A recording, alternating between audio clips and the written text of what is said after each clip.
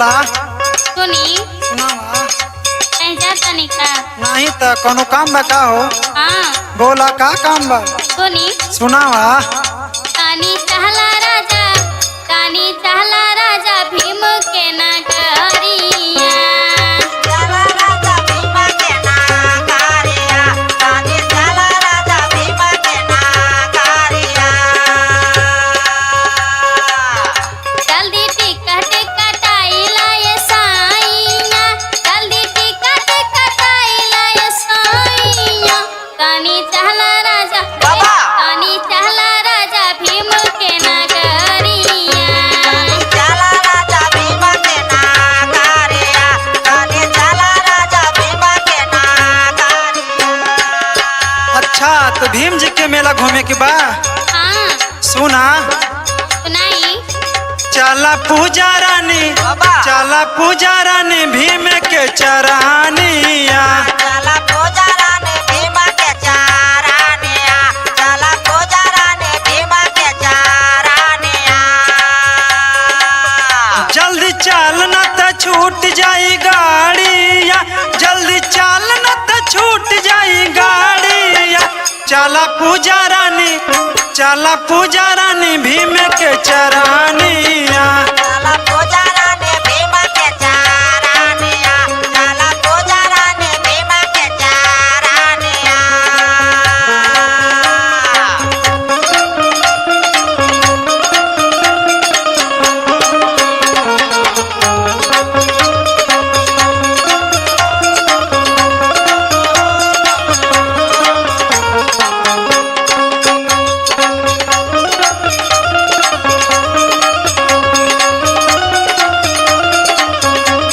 अच्छा तो ठीक बा। सुनी सुनावा। 14 अप्रैल हवे शुभ दिनवा, भीम बाबा के जब भइले जनमवा। भीम बाबा के सब भइला जनमवा, भीम बाबा के सब भइला जनमवा। पूरा भीम अरमिया आई नगरिया, पूरा भीम अरमिया आई नगरिया। तानी चाहला राजा तानी चाहला राजा भीम के नगरिया। चला राजा भीम के नगरिया, तानी चला राजा भीम के नगरिया।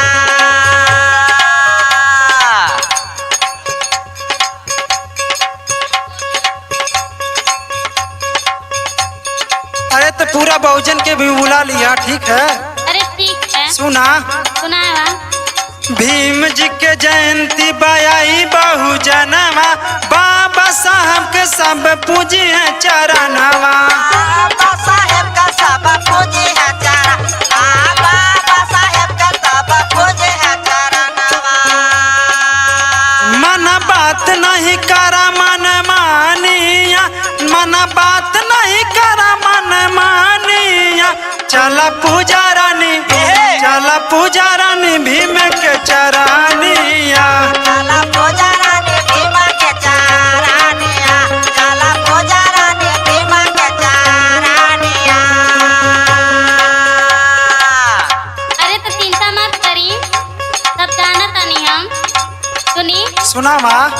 दोनों हाथ जोड़ी करब भीम के पूजाई, फुलसनी देश साथे यही हमर भाई। तानी देश संग आएंगे हमर भाई, तानी देश संग आएंगे हमर भाई। तानी सीवा पे फेर दाना जारिया, तानी सीवा पे फेर दाना जारिया। तानी चाहला राजा सुना तानी। हाँ हो बोला। तानी चाहला राजा भीम के नगरिया। चला राजा भीम के नगरिया, तानी चला राजा भीम के नगरिया। अरे तो हम इतना पागल भी ना है। सुना। सुनावा।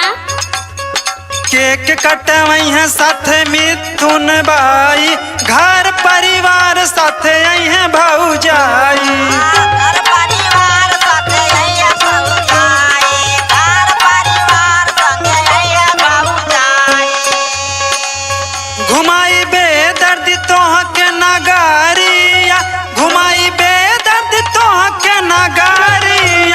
चला पूजा रानी ओके। चला पूजा रानी भीम के चरानिया ठीक चला है। पूजा